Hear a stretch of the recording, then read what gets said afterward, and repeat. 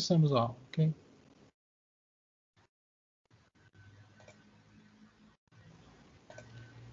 Olha lá, senhores. De acordo com a nossa política de privacidade, informo aos senhores que nossa aula está sendo gravada a partir de agora. Muito bem. Então, chegamos aqui, né?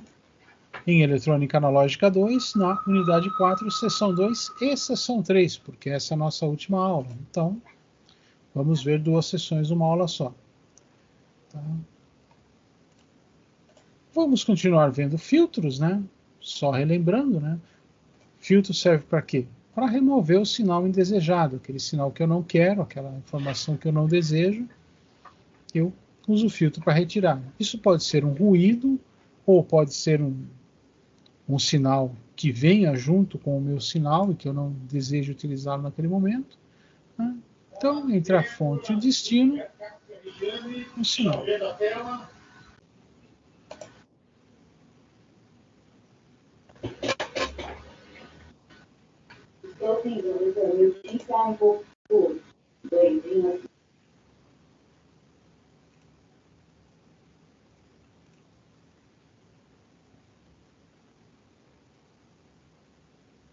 Pequeno ajuste aqui, senhores.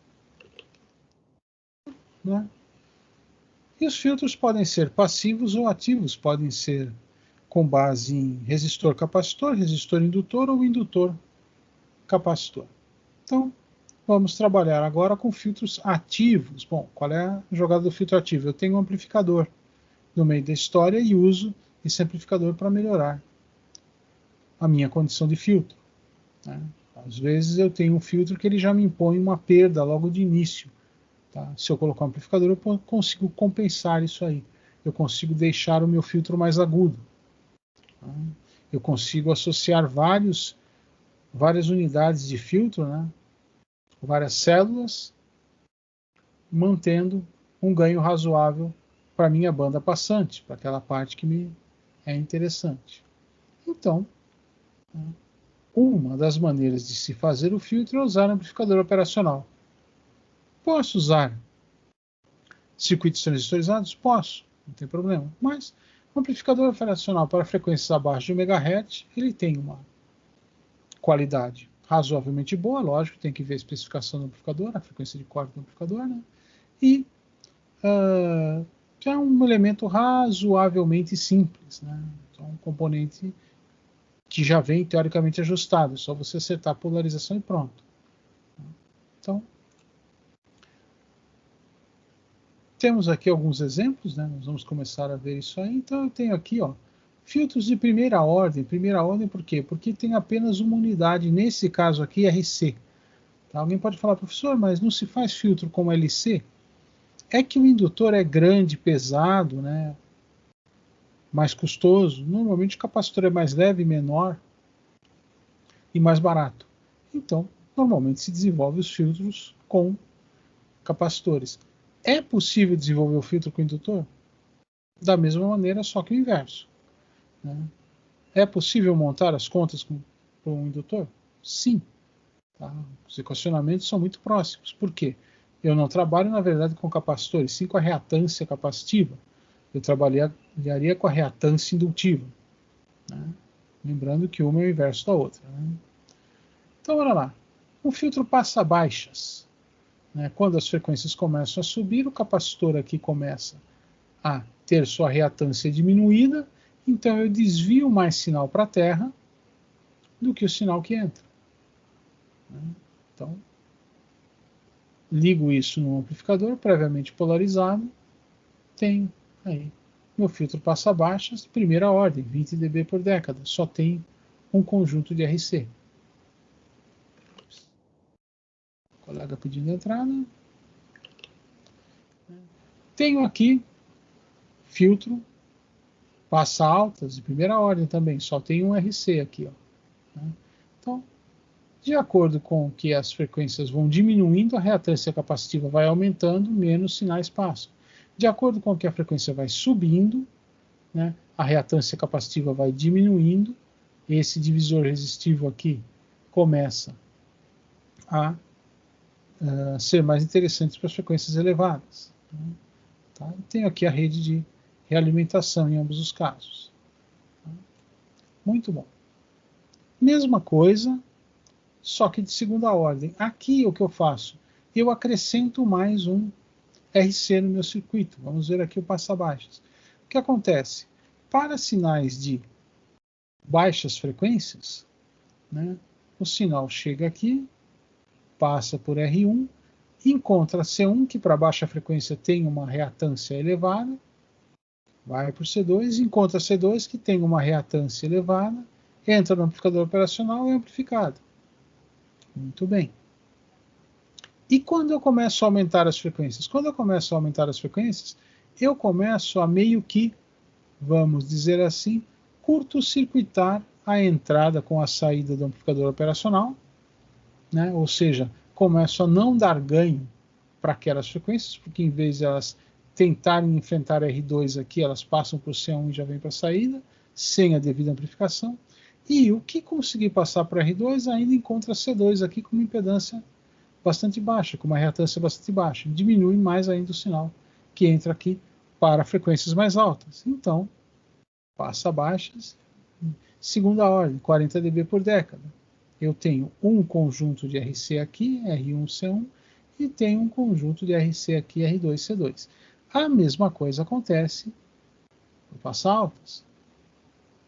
Baixas frequências vão encontrar uma impedância elevada aqui e uma impedância elevada aqui. Tá? Ou uma reatância elevada aqui, uma reatância elevada aqui. Então, além de, para uma baixa frequência, eu ter uma alta reatância aqui, eu tenho um caminho mais fácil para ela que vai me levar para a saída, que vai me gerar um ganho menor do que do amplificador. Tá?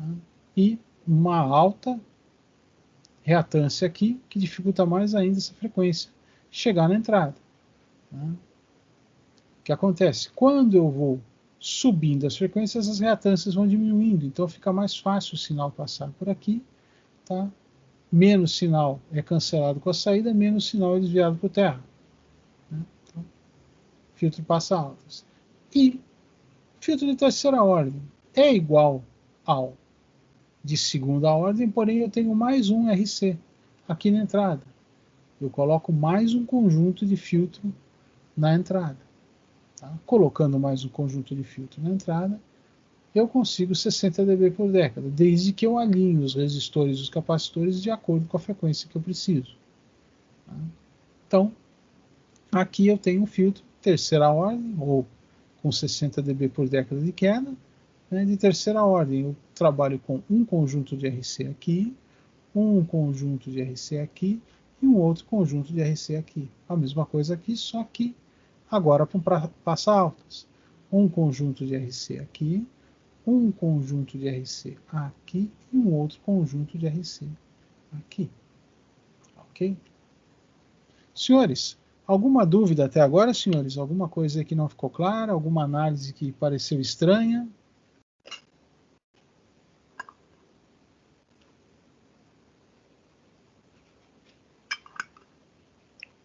Ótimo. Por enquanto não, professor. Muito obrigado.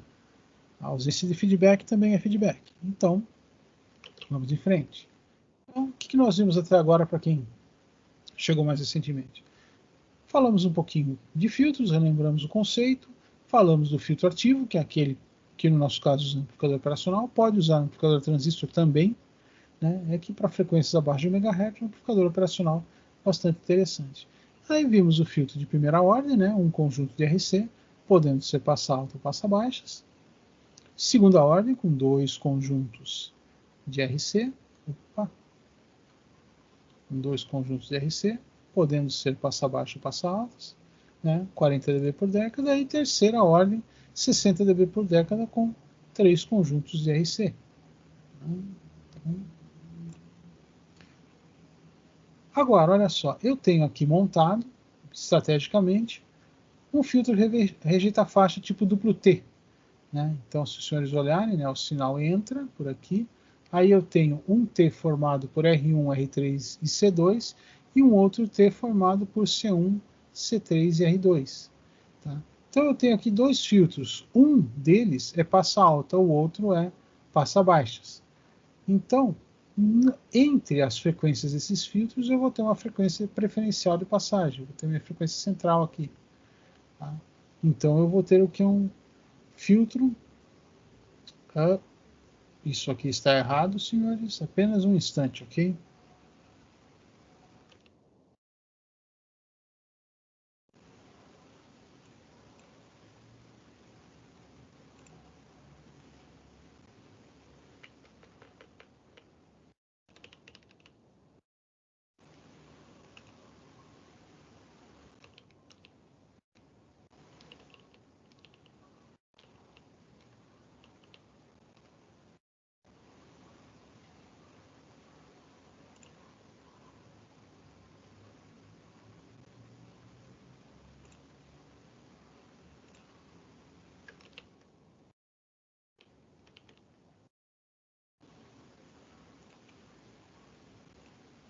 Agora sim, corrigido. Temos aqui o filtro passa-faixa, ou seja, apenas uma faixa determinada aqui vai passar. Agora sim, temos um rejeita faixa de segunda ordem, né, operando aqui com dois conjuntos de RC. Um RC operando como passa baixa e o outro RC como passa alta. Né? Então, temos aqui um filtro rejeita faixa, ou seja, numa certa faixa de frequências ele não vai operar.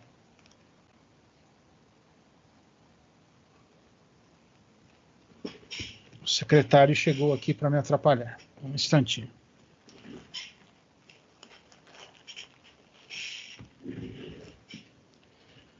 Agora sim, estou de volta. Então, tem um filtro rejeita faixa aqui. Alguém pode dizer, pô, professor, mas qual que é a diferença desse rejeita faixa para um passa-baixas que a gente viu ali? Né?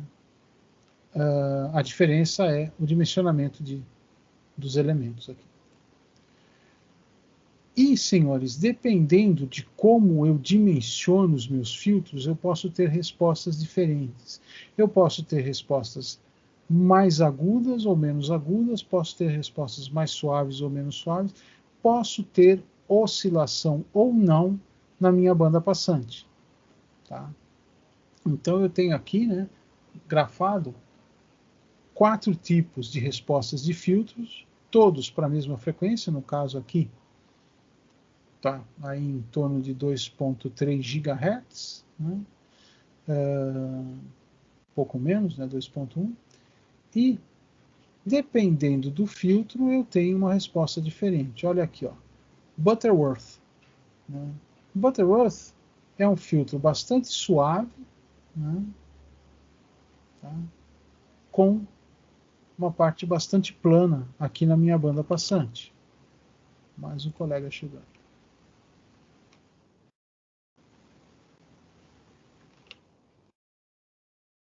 Tenho aqui Bessel. Bessel também é um filtro bastante suave, né? Sem alterações aqui na minha banda passante. Tá? Tenho Chebyshev. Tá? Chebyshev já é um filtro um pouco mais agudo, um pouco mais eficiente, né? Com uma queda um pouco maior, porém ele tem ondulação, ele tem ripple na minha banda passante. Ou seja, eu tenho uma variação de ganho na minha banda passante. E eu tenho Cower. Cower é um filtro bastante agudo, né, bastante eficiente, porém ele tem um mundo de oscilações, né, tanto de níveis na banda passante, de acordo com a frequência, quanto depois que ele começa a agir. Né. Então, aí vai do que você precisa e do que você tem. Às vezes, na sua banda passante, né, seu sinal aqui, pode ter uma pequena variação que não tem problema. Você não está trabalhando com amplitude, está trabalhando só com frequência, né? Então não tem problema nenhum em usar um filtro mais acentuado. Tá? Às vezes é importante que o seu sinal aqui não varie. Então você tem que usar um filtro com ganho mais suave. Então olha lá. Resposta aproximada do Butterworth. Né? Então o ganho do meu filtro, né, a resposta do meu filtro é KPB, calma que a gente já vai ver o significado disso aí. dividido pela raiz quadrada de 1 mais ômega sobre ômega c elevado a 2n. Ótimo. Quem é quem no reino da fantasia? Tá? KPB é o ganho do filtro para frequência zero ou para corrente contínua. Tá? Para ômega igual a zero. Tá? Então é o ganho base do filtro. Vamos admitir que seja zero. Poderia ser menor ou poderia ser maior. Aqui, trabalhando com zero. N é a ordem do filtro, ou seja, quantas unidades RC, quantas células RC eu vou colocar.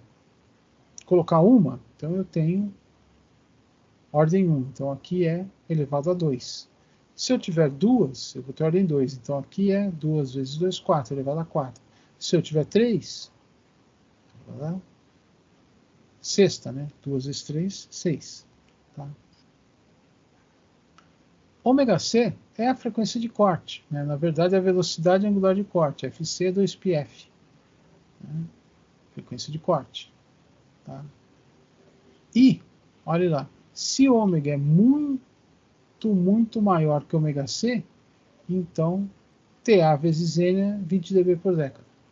O que isso quer dizer? Tá? Ômega aqui, né, é a frequência natural do meu circuito.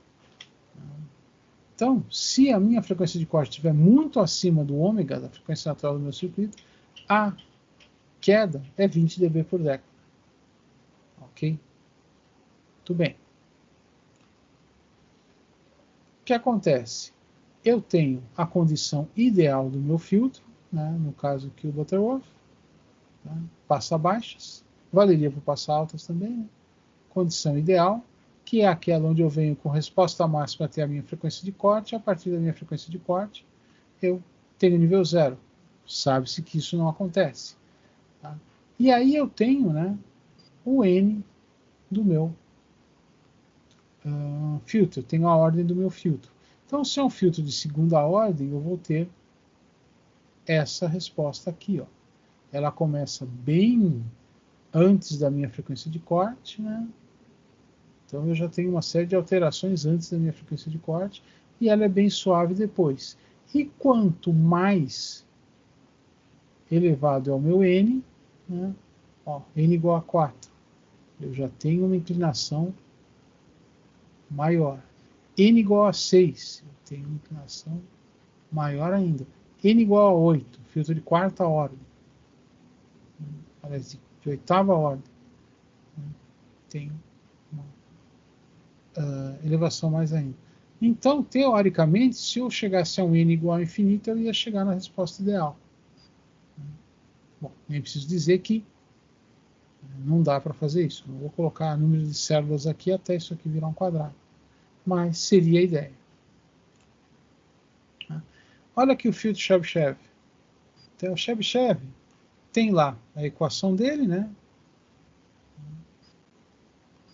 Equação de transferência, ou equação de resposta é KPB, raiz quadrada de 1 mais Z quadrado, Cn ao quadrado, que multiplica ômega sobre ômega C. Tá? Onde Cn de ômega é cosseno de N vezes o arco cosseno de ômega, né? Frequência em questão. Tá?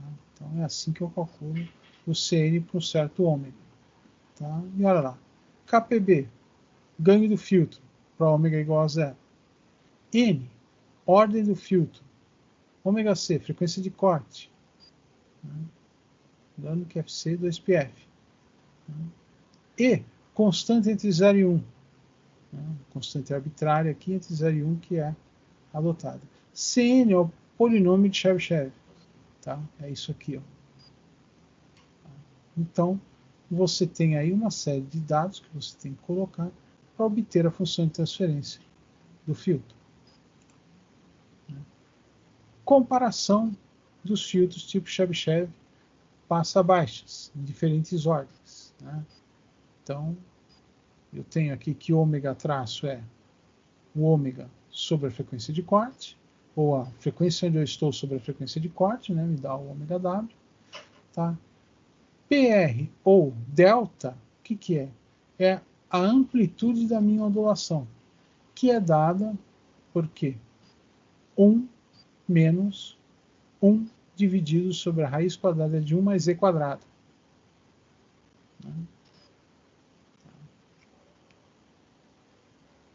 E eu tenho aqui, né, o ponto de mínimos e de máximos. Tá? Número de mínimos e de máximos. N menos 1 sobre 2 me dá um número de mínimos. N mais 1 sobre 2 me dá um número de máximos. Então, ó, se eu pegar N igual a 2, eu tenho um máximo e um mínimo. Se eu pegar N igual a 6, eu vou ter 1, 2, 3 máximos e 1, 2, 3 mínimos. Tá? Aí acontece uma coisa engraçada quando você pega N igual a 5, né? N igual a 5 está aqui no meio, né? Então eu tenho 1, 2 e meio máximos. Né? Eu tenho 1. Cadê? Aqui. Tenho 1, 2 e não tenho meio mínimos aqui. Por quê? Porque o número é ímpar.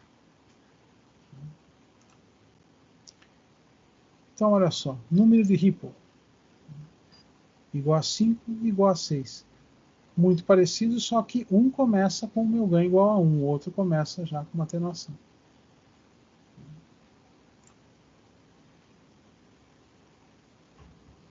Mais informações aqui sobre o filtro Chebyshev. A gente viu um E lá, né? Então, se voltarmos lá, tem um E aqui, ó. O E ao quadrado. Quem que é esse cara?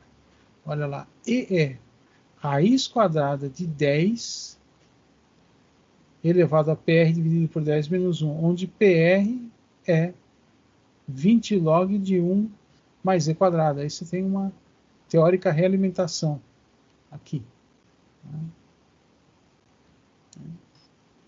E a taxa de atenuação, 20 log de 6n menos 1 mais 20 log da frequência atual sobre a frequência de corte, em dB.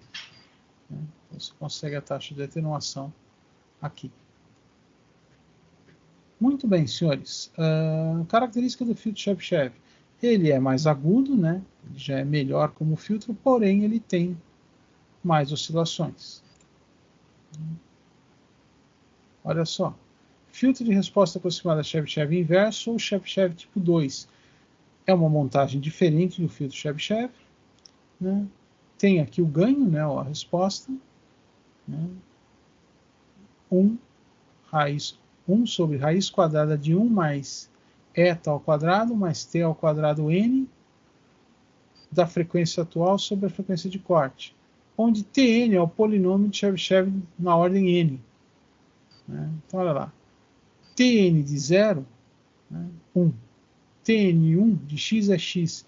Tn de n mais 1 de x é 2x Tn de x menos t menos 1x. Muito bom. Né?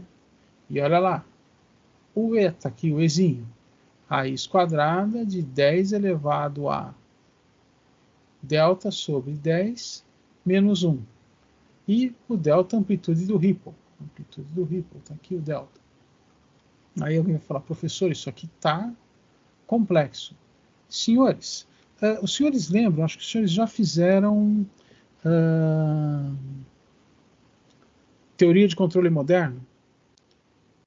Vocês já fizeram teoria de controle moderno? Vos pergunto. Não sei se fizeram como Estamos teoria fazendo. de controle moderno ou teoria de controle moderno 1 e 2. Não pergunta isso não, professor. Não sei como os senhores estão vendo teoria de controle moderno, mas chega uma hora, pelo menos quando eu aplicava, né, quando era uma disciplina única, que tem lá uma série de métodos para você calcular a resposta do seu sistema. Professor, E cada um não é muito ético ficar, mas infelizmente a gente teve modelagem e teoria de controle moderno com a mesma professora. Tá. Não, não Os precisa dizer o nome, já os imagino. conteúdos não foram muito bem desenvolvidos. Tá, eu vou fazer um desvio rápido aqui na nossa aula, só para dar uma ajuda para vocês não se assustarem, ok? Tivemos até, comunicamos até a Jennifer sobre isso, ela falou que ia conversar, mas infelizmente tivemos 2 matérias que foram praticamente perdidas. E o duro é que são 2 matérias lindas, tá? Complexas, não vou dizer que não. O engraçado é você escutar em aula que isso geralmente Não usa para nada. É beleza. Fazer o quê? A gente teve que ouvir isso, professor. Bem, eu realmente usei muito pouco isso na minha vida, mas eu conheci um colega, o Reinaldo, tá? É um professor que aplicou teoria de controle moderno aqui, antes de mim. A vida dele era fazer ajuste de controlador PID em laboratório. Tá? Então, deixe-me ver aqui se eu encontro uma coisa interessante aqui para os senhores em teoria de controle moderno. Por favor, não me xinguem se isso aqui parecer algo assim solução de outro mágica mundo. Para os senhores, de outro mundo, solução mágica para os senhores que os senhores gostariam de ter visto e não viram, ok? Tanto que uma turminha aí, os meninos estão querendo ver se consegue dar uma. Agora, sem a pressão de prova e trabalho, a gente pegar o conteúdo para dar uma lida nas férias. Tá.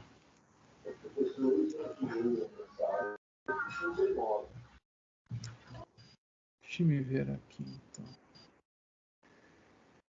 Tá, eu vou colocar um detalhe aqui na tela e depois nós vamos para uma outra coisinha, tá? Deixa eu voltar aos senhores aqui.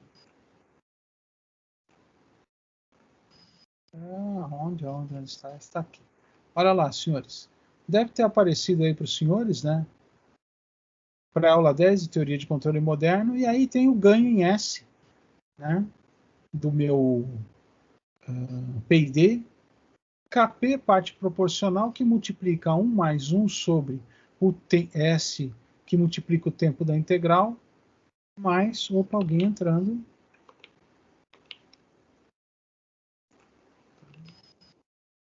mais T da derivada vezes S. Tá? Vocês devem ter visto isso aqui. Tá? Aí, existem N maneiras de calcular o KP, o tempo da integral e o tempo da derivada. Ao colega que chegou agora, quem chegou agora? É o Raul. O Raul. Raul, não se assuste, ok? Você não está na aula errada. Eu estou assustado, mas eu sei que eu estou na aula certa. Tá. Então não se assuste, tá? Isso aqui é só para... É que a nossa aula estava se encaminhando para uma coisa um pouco complexa ali, eu quis acalmar o pessoal, não estou querendo apavorar ninguém. E aí, para calcular esses métodos aqui, a constante KP e os tempos de integral e da derivada, existe, né? O método de Zilli-Nichols, o método CHR, né? Chain, Horn e Resnick, tá? O método de Cohen-Kuhn, CC, integral do erro, relés em malha fechada, síntese direta, método do modelo interno. Tá? Então, deixa eu ver se... Aí, senhores, o que acontece? Cada um tem a sua fórmula e a sua loucura. Só que existe um resumo, né, para cada um deles. Tá? Com a fórmula e as constantes, ou simplesmente com a fórmula aqui, onde os elementos aqui são elementos conhecidos, né? Onde você tem lá o atraso, tem a inclinação da rampa, da parte principal, você tem o tempo total, tem a parte de atenuamento, final da atenuação aqui, né? E aí onde você tira R, K, L, X e outras coisas e vai jogando isso nas fórmulas previamente preparadas, que nem sempre são pequenas, mas isso aqui é só 4 operações, às vezes nem o único lugar que tem uma coisinha a mais é onde você tem que elevar a um número diferente de 2 aqui, dependendo do sistema que você opera, né? Então, aí, né, você tem uma série aí de métodos, né, cada um com a sua com o seu cálculo, e você tem, dependendo do tipo de sinal que entra, né, cada um tem aí a sua resposta, né, tem uma comparação aqui de todos, vamos ver se está no final que eu quero mostrar para os senhores, espero que esteja. Tem aqui, né, de acordo com o fabricante, como é que é a equação, né? Então, a Lembrale tem aqui como fazer, Siemens, Yokogawa, Smart, Fanuc, Schneider, né? High Tecnologia Autos, que é como o P&D dela opera, né? E ele diz aqui como é que você trabalha com os sinais, né? Isso aí pode ser implementado no CLP. E aqui, senhores, no final, eu tenho uma folhinha resumo dos métodos, né, com Ziegler-Nichols para malha aberta, né, e o sistema de malha fechada. Tá? Aliás, Ziegler-Nichols para malha fechada e os dados aqui. Né? Ziegler-Nichols usaram um equacionamento diferente e o resto usa isso aqui. E eu tenho um resumo dos cálculos aqui. Normalmente essa folhinha aqui, ó, eu entregava, era a última folha na prova, ou seja, o aluno ia ter que entender o exercício, saber aonde começava, qual era o tempo de atraso, qual era o final e tudo mais, né? Pegando esses dados, ele entrava aqui e calculava o ganho proporcional ao tempo da integral e ao tempo da derivada. Detalhe, aqui eu tenho 1, 2, 3, 4, né, levando em consideração 2 métodos aqui para CHR, o método de servo e o método de regulação, com e com, integral do erro e o modelo, método do modelo interno, tá? Que tem aqui 2 sistemas aí, as suas constantes para serem colocadas. Detalhe, todos esses métodos juntos aqui, 1, 2, 3, 4, 5, 6 e 7, você não encontra numa literatura só, tá? Eu tive que pesquisar em pelo menos 4 literaturas tinha uma, todas quase tem Ziegler-Nichols, tá? CHR também, agora com e com já não é tão comum, integral do erro numa parte e o modelo interno em outra. Aí eu fiz uma pesquisa e juntei tudo, tá? Para quê? Trazer isso de uma maneira mais simples para os alunos, tá? Então, da mesma maneira que nós estamos vendo aqui, que dá para pegar todo aquele processo para calcular todo esse inferno de variáveis e usar basicamente, aí lógico vai depender da resposta que você quer ter e do seu sinal de entrada, né? Então, olha lá. Tá, eu tenho um sinal de entrada com esse jeitão aqui, tá? E que resposta que eu quero? Tá, pode ser que nem Ziegler-Nichols? Pode. Não, eu gostaria de algo mais efetivo. Pode ser qual e com. Mas qual e com tem sobrevalor. Eu não quero sobrevalor. Então qual e com já não serve e CHR também não. Qual que encaixa melhor aí? Tem boa resposta, embora tenha umas ondulações e não tem sobrevalor. IMC. Tá? Então, não se apavorem. Opa. Alguém tinha pedido para entrar, mas já entrou. Não se apavorem, isso aqui é só para falar que a nosso trabalho de aula não vai ser tão apavorante quanto parece, ok? Então, não se assustem com isso aqui. Bom, então, tenho aqui, né, o filtro de resposta aproximada de Cauer, né, ou elíptica, né, resposta elíptica, onde eu tenho lá o meu ganho, ou a minha resposta é 1 sobre raiz quadrada de 1 mais e ao quadrado, Rn ao quadrado, na minha frequência, onde Rn é a função racional de Chebyshev na ordem n. Né? Então, Rn de x, por definição, é Tn x menos 1 sobre x mais 1. E eu tenho essa característica que parece simétrica, né? Ela lembra muito um elemento simétrico, né? Então eu tenho uma ondulação, uma queda, uma subida, desce, uma ondulação e... né? Então, isso aí. Mas não se assustem com isso. Tem aqui, né, resposta genérica normatizada para um filtro Bessel passa-baixas.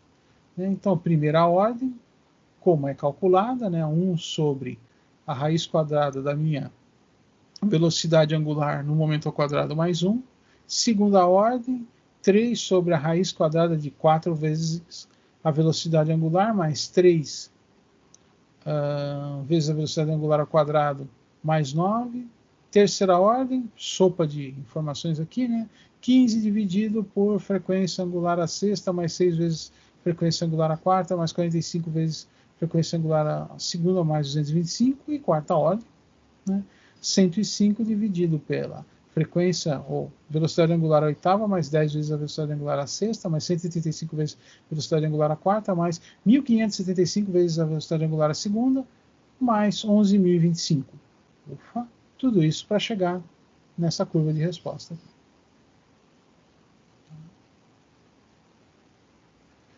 Vantagens e desvantagens, olha lá.